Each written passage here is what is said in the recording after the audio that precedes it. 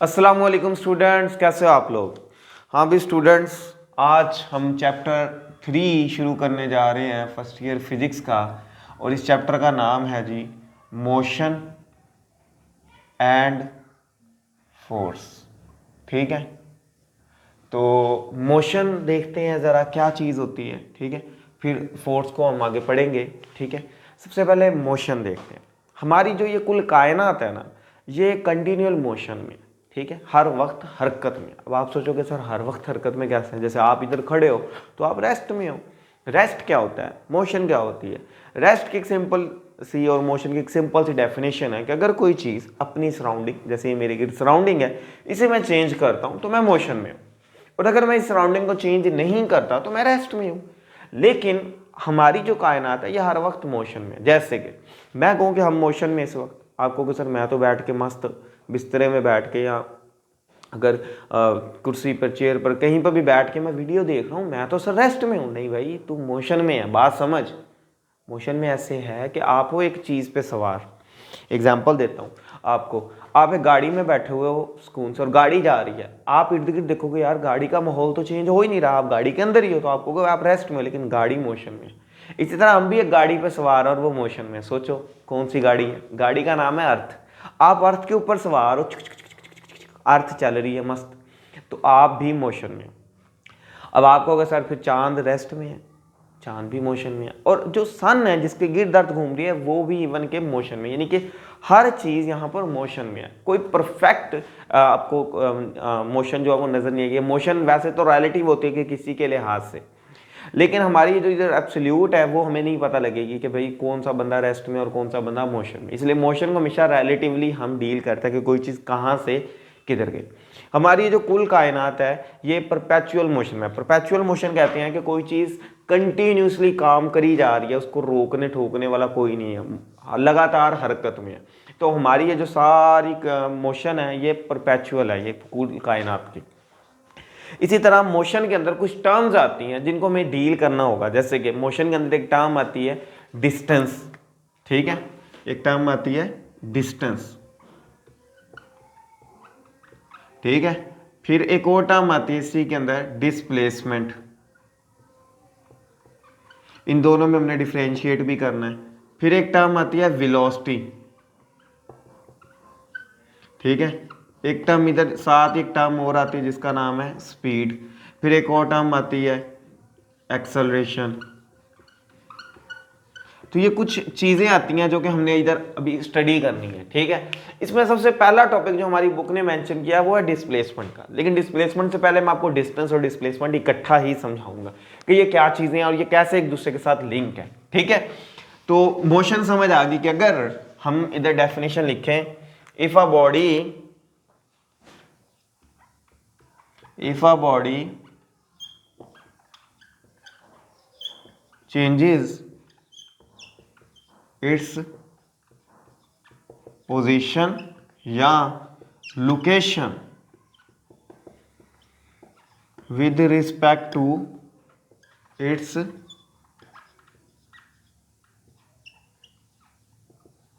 surroundings, then body is said to be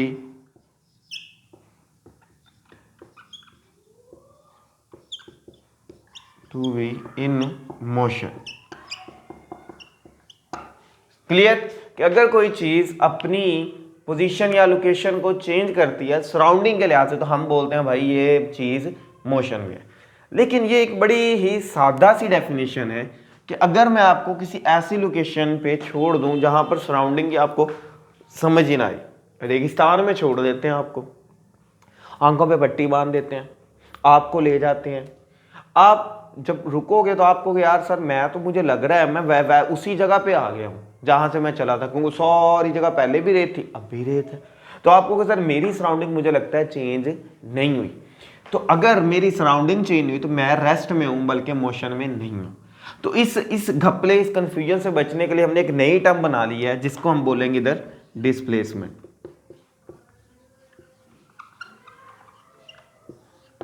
ठीक है, displacement. हम इसको देखेंगे कि ये डिस्प्लेसमेंट आखिर क्या बला है, कैसे डील करते हैं। ठीक है, डिस्प्लेसमेंट की वैसे तो आपने डेफिनेशन पहले ये पढ़ी थी, the shortest distance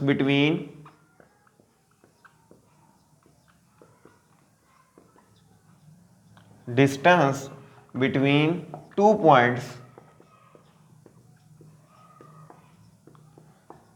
is called displacement. ठीक है, दो पॉइंट्स के दरम्यान में जो शॉर्टेस्ट डिस्टेंस होगा हम उसे डिस्प्लेसमेंट बोलते हैं। लेकिन इसी डेफिनेशन को इधर मैं जरा एक और अंदाज से, जो बुक ने हमारी ने मेंशन किया है, हम उस अंदाज से भी लिखते हैं, the change in position of a body, the change in position of a body is called displacement. ठीक है, यानी कि अगर किसी चीज की बॉडी की पोजीशन चेंज होती है तो हम उसे डिस्प्लेसमेंट कहते हैं। ठीक है, डिस्प्लेसमेंट से पहले मैंने कहा था कि एक टर्म आपको दोबारा बताऊंगा जिसका नाम है डिस्टेंस। तो डिस्टेंस को भी हम देखते हैं। अच्छा, डिस्टेंस क्या है कि कोई चीज पहले किधर थी और वो चलती जा रही है और अपनी पोजीशन को वो चेंज कर रही है, तो जिस रास्ते से वो गई होगी, वो जो पाथ उसने अटेन किया या जिस पाथ से वो जा रही है, हम उस पाथ को कहते हैं डिस्टेंस।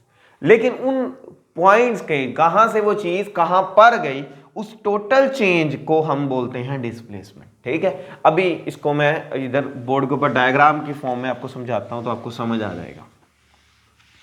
ठीक है, अगर मैं आपको कहूं कि कोई चीज फर्ज कर लो कि इस जगह पर होती थी, ये फुटबॉल है, इस फुटबॉल को किसी ने लगाई किक और ये फुटबॉल आ गया इधर। ठीक है, ये सिंपलेस्ट वे में आपको समझाना चाह रहा हूं, और ये आया है यूं, ये जो थी ये इसकी थी इनिशियल पोजीशन,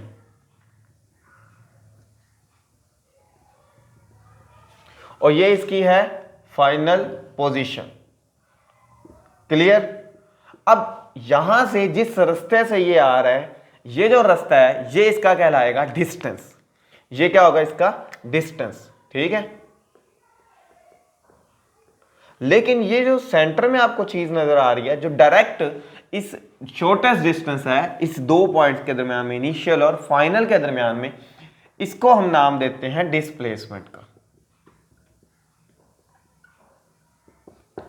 ठीक है, डिस्टेंस जिस रास्ते से आया, डिस्प्लेसमेंट जो दो पॉइंट्स के दरमियान का डिस्टेंस है, या सिर्फ और सिर्फ ये देख लो कि जो उसकी चेंज इन पोजीशन बने। मैं कहता हूं कि डिस्प्लेसमेंट क्या कि यार इधर कोई चीज पड़ी थी, यहां से किसी ने चीज डिस्प्लेस कर दी, यानी कि उसकी अपनी लोकेशन को चेंज करके कहीं और रख दिया। तो जहां पर भी रखा होगा, इन दो पॉइंट्स के दरमियान का जो डिस्टेंस बनेगा, ये फासला बनेगा, जो छोटा सा फासला होगा, उसका नाम होगा डिस्प्लेसमेंट। ठीक है, अब आप कहोगे सर फिर डिस्टेंस और डिस्प्लेसमेंट में फर्क क्या है? कुछ चीजों का फर्क है, कुछ का नहीं है। देखो, जैसे अगर मैं एग्जांपल दूं तो मैं कहता हूं कि सबसे पहले तो हम इसकी डिसिमिलैरिटीज देखते हैं। तो मैं कहता हूं कि कोई चीज इनिशियल पोजीशन पर पड़ी थी, अब वो फाइनल पर गई इस बोर्ड के मुताबिक, तो फाइनल पर जाता हूं, मैं कहूं यार उस बंदे ने यूं फेंका, इस तरफ फुटबॉल फेंका, तो मैं डायरेक्शन को मेंशन कर रहा हूं। लेकिन डिस्टेंस के अंदर अगर आप देखो तो थोड़ी देर के लिए कोई बंदा यहां से देखेगा वो कहेगा सर ये फुटबॉल इधर जा रहा है, जो बंदा इधर देखेगा वो कहेगा इधर जा रहा है, जो बंदा इधर देखेगा वो कहेगा इधर जा रहा है, यानी कि हर जगह इसकी डायरेक्शन क्या हो रही है? चेंज हो रही है डिस्टेंस में। लेकिन डिस्प्लेसमेंट के अंदर तो सीधा सा है कि ये है, इसलिए जो डिस्टेंस है हम उसको डायरेक्शन वाइज नहीं लेते। हम कहते हैं कि भाई यहां से लेकर वो चलता गया चलता गया चलता गया चलता गया और यहां पर गिरा, तो जो डिस्टेंस है उसको हम कंसिडर करते हैं एज अ स्केलर। ठीक हो गया। लेकिन जो डिस्प्लेसमेंट है उसके लिए सिर्फ एक बार ही मेंशन करना काफी है कि कोई चीज इधर से उधर गई, इसलिए डिस्प्लेसमेंट को हम लेते हैं एज अ वेक्टर। दूसरा, जो डिस्टेंस है उसके अंदर क्या होता है कि यहां से कोई चीज इधर गई है, तो जो उसका रूट होता है, पाथ होता है, वो हर बार वो उसका डिस्टेंस होता है, लेकिन नॉट ऑलवेज द पाथ। लेकिन डिस्प्लेसमेंट के अंदर हर बार जो चीज उसका रास्ता है वो उसकी डिस्प्लेसमेंट नहीं होती। देखो, रास्ता ये है लेकिन डिस्प्लेसमेंट ये है। ठीक है, लेकिन अगर ये फुटबॉल को बंदा किक लगाकर ऐसे फेंकता तो उस वक्त उसका जो पाथ था वो उसका डिस्टेंस भी होता है और वो उसकी डिस्प्लेसमेंट लीनियर होता है, जो कि बुक ने आपके लास्ट में मेंशन किया कि अगर स्ट्रेट लाइन मोशन है तो जो डिस्टेंस होगा वो असल में कंसाइड करेगा, यानी कि ये जो डिस्टेंस है ये कंसाइड कर रहा है, सॉरी डिस्प्लेसमेंट है कंसाइड, ये नीली लाइन डिस्प्लेसमेंट कंसाइड कर रही है पाथ के साथ, तो उस वक्त ये पाथ बन सकता है। ठीक है, उसके बाद ये डिस्टेंस है तो कोई चीज कहां से किधर गई तो हम मेजर करते हैं लेंथ में, तो जो यूनिट होंगे लेंथ के वही इसके होंगे, यानी कि इसके यूनिट फिर क्या होंगे मीटर, तो इसका मतलब है फिर डिस्प्लेसमेंट के यूनिट भी क्या होंगे मीटर। सही हो गया। उसके बाद इसके डायमेंशन होते हैं कि किस चीज से बनी है, तो ये हमने चैप्टर 1 में पढ़ा था, डायमेंशन मीन फिजिकल क्वांटिटी, तो ये लेंथ से बनी है तो इसके डायमेंशन भी एल होंगे और इसके डायमेंशन भी क्या होंगे एल। ठीक है, तो ये डिस्टेंस और डिस्प्लेसमेंट, यानी कि मेन फर्क हमें एक चीज नजर आ रहा है कि ये वेक्टर क्वांटिटी है और ये स्केलर। ठीक है, इसके यूनिट वही होंगे जो इसके होंगे। डिस्टेंस को हम इंडिकेट करते हैं मोस्टली एस से। ठीक है, डिस्टेंस को हम इंडिकेट करते होते हैं एस से, लेकिन डिस्प्लेसमेंट को हम इंडिकेट करेंगे डी से, एस, और इसको इंडिकेट करेंगे डी से, लेकिन चूंकि ये वेक्टर है तो वेक्टर के ऊपर क्या आ जाएगी एक लाइन आ जाएगी, तो ये इंडिकेट करेगा कि ये चीज इसकी क्या होगी डिस्प्लेसमेंट होगी और इसकी बकायदा एक डायरेक्शन है। ठीक है, अब इसकी जो मैग्नीट्यूड होगी, the magnitude of displacement is, वो क्या होगी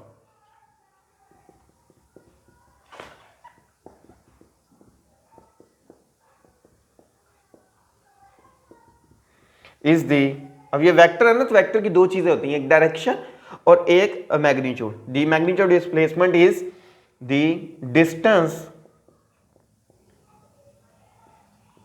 बिटवीन दी टू पॉइंट्स, तो इन दो पॉइंट्स के दरमियान में जो डिस्टेंस होगा वो होगा, यानी कि अब इनिशियल या फाइनल पोजीशन या चेंज इन पोजीशन के दरमियान का जो डिस्टेंस बनेगा वो सिंपली उसकी क्या होगी डिस्प्लेसमेंट, लेकिन कौन सा शॉर्टेस्ट डिस्टेंस। ठीक हो गया। अच्छा, अब इसी चीज को वेक्टर्स को इंडिकेट इसलिए किया गया कि डिस्टेंस और डिस्प्लेसमेंट में एक फर्क ढूंढना था, वो ये था कि अगर मैं कहूं कि वेक्टर्स के अंदर तो हम सिंपली डील करते हैं कि किसी चीज का अगर इनिशियल और फाइनल यही है, यानी कि इधर से किसी और ने फिर किक लगाई और वो फुटबॉल अगेन चाहे इधर से या इधर से होकर वापस इधर आ गया, तो जहां से चला वहीं आ गया, तो जो उसके इनिशियल और फाइनल है वो सेम है, तो जब वेक्टर के अंदर स्टार्टिंग और एंडिंग पॉइंट सेम हो तो वेक्टर का आंसर जीरो बनता है, तो हम उस वक्त कहेंगे कि इसकी डिस्प्लेसमेंट जीरो। इसको मैं आपको इधर समझाऊंगा कि फर्ज कर लो ये एक पॉइंट है और यहां से कोई बंदा इधर आता है, फिर इधर आता है, फिर इधर आता है और इधर आता है। जब मैं इधर से जा रहा था तो मैंने देखा वो बंदा, ये मैं इधर से जा रहा हूं और मैंने देखा कि वो बंदा इधर जा रहा था। ठीक है, फिर वो इधर गया बेचारा, फिर वो इधर गया, फिर वो इधर आया, इधर से वो गया था, तो जब मैं वापस आ रहा था तो मैंने अगेन देखा कि वो बंदा इस जगह पर ही खड़ा है, यानी कि पॉइंट ए से चला और घूमकर वापस आ गया। फर्ज कर लो कोई आइसक्रीम बेचने वाला है या कोई रेडी वाला है, वो इधर कोई चीज बेच रहा था, वो इधर गया तो मैं आया, मैंने कहा यार तू गया नहीं अभी, वो कहता सर मैं एक चक्कर लगा के आ गया हूं। मैंने कहा मतलब, कहता सर मैं यहां से गया था, यहां घूमकर वापस इस जगह पर आया हूं किसी और जगह से, लेकिन मैं आ इधर गया हूं। अच्छा अच्छा अच्छा, फिर उसने कहा सर आप कंफ्यूज हो रहे हैं डिस्टेंस में स्लैश डिस्प्लेसमेंट में। मैंने कहा हाँ यार। उसने कहा सर मेरी असल में डिस्प्लेसमेंट इस वक्त जीरो है, क्योंकि आप कंसिडर कर रहे हो इन चार रास्तों को मेरे वेक्टर्स, तो अगर वेक्टर सारे वेक्टर का मतलब जो पहले का वेक्टर की टेल और आखिरी का हेड जुड़ जाए तो उस वक्त वेक्टर का आंसर नल वेक्टर बन जाता है, तो मेरी डिस्प्लेसमेंट जीरो। आप बिल्कुल ठीक कह रहे हैं, लेकिन मैं चूंकि गया हूं तो मेरा जो पाथ है वो सारे का सारा पाथ मेरा क्या है डिस्टेंस, इसका मतलब है मैं डिस्टेंस ट्रैवल करके आया हूं, लेकिन मेरी डिस्प्लेसमेंट इस वक्त कितनी है जीरो, क्योंकि मैं जहां से चला था मैं घूम घुमाकर वहीं उसी जगह पर वापस आ गया, तो मेरी डिस्प्लेसमेंट जीरो हो गई है, लेकिन मेरा डिस्टेंस जीरो नहीं है। तो डिस्प्लेसमेंट डील करती है वेक्टर से और पोजीशन से कि कौन सी पोजीशन से कोई चीज किधर गई है। सिमिलरली इसी तरह अगर हम इसको अपने कोऑर्डिनेट सिस्टम में बनाएं, तो कोऑर्डिनेट सिस्टम में बनाने की क्या जरूरत पेश आई भाई?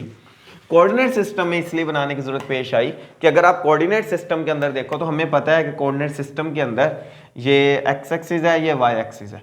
मैं कहता हूं कोई चीज यूं जा रही है, ये यूं, ठीक है, तो जो चीज जहां से जा रही है, ये जो रेड लाइन है ये उसका क्या है डिस्टेंस। ठीक है, अब मैं कहता हूं कि कोई चीज पहले इधर थी पॉइंट ए पर, अब वो आ गई है पॉइंट बी पर, तो बताओ इसके दरम्यान में जो डिस्प्लेसमेंट है वो कितनी है। चलो पॉइंट बी को इस जगह करके बना देते हैं ताकि ड्रा करना आसान हो जाए।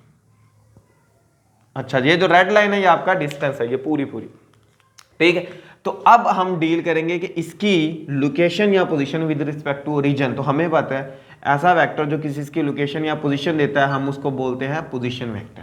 तो ये पोजीशन वेक्टर बन जाएगा और पोजीशन वेक्टर का नाम है O A which is equal to R1, ठीक है। अब मैं कहता हूं कि वो किधर गया, आप कहते हो सर वो पॉइंट बी पर गया, तो पॉइंट बी का जो पोजीशन वेक्टर होगा उसका नाम मैं रखूंगा R2। तो जो पॉइंट बी का पोजीशन वेक्टर है वो है R2। मैंने पूछना है कि इसके सामने डिस्प्लेसमेंट कितनी हुई।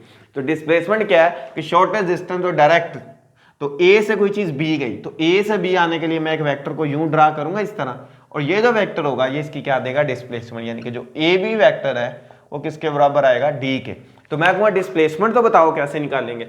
आप देखो गौर करो, तो जो वेक्टर ओ ए है उसमें अगर आप ए बी को ऐड करो तो जवाब बनता है ओ बी।